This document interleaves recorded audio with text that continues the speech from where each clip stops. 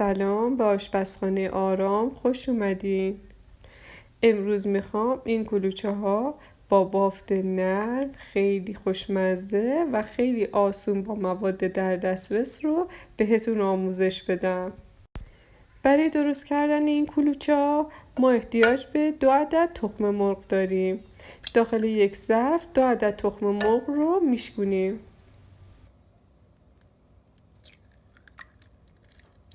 نصف قاشق چایخوری وانیل به تخم مرغ ها اضافه میکنیم و شروع به هم زدن با همزن دستی میکنیم تا جایی ادامه میدیم به هم زدن که تخم مرغ ها کاملا تغییر رنگ بدن.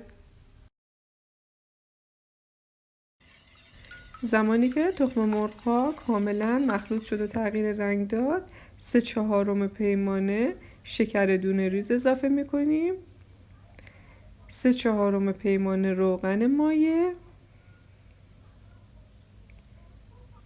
نصف پیمانه شیر و ما برای این کلوچه ها نیاز به شربت بار داریم. اگر شربت بار ندارین مثل من از عسل استفاده کنین، 1 قاشق عسل. وقتی همه مواد رو اضافه کردیم شروع به هم زدن میکنیم. با همزن دستی اینقدری هم زدن رو ادامه میدیم تا دونه های شکر و عسل کاملا حل بشن.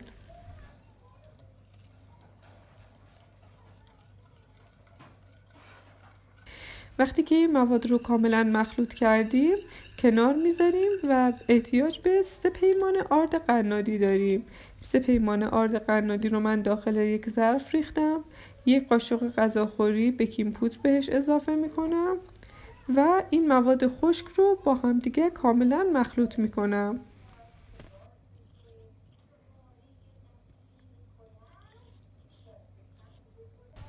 آرد رو آروم آروم طی چند مرحله ما به موادمون اضافه میکنیم. اگر آرد رو به صورت یک جا اضافه کنین به صورت گلوله میشه. سعی کنین آروم آروم طی 3-4 مرحله اضافهش کنین و شروع به هم زدن کنین.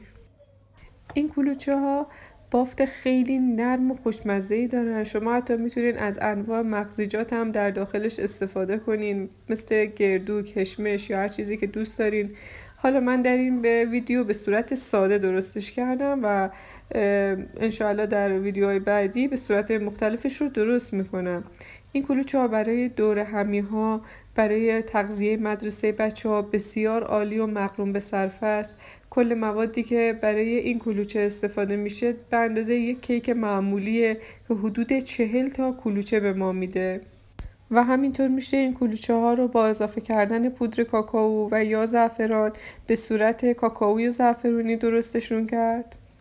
برای درست کردن کلوچه روش‌های مختلفی هست و من خودم هم روش‌های زیادی رو امتحان کردم، ولی بهتون میگم که این روش‌ها که من الان توی این ویدیو بهتون آموزش دادم یکی از آسون‌ترین روش‌ها و خوشمزه‌ترین روش‌ها برای پخت کلوچه است.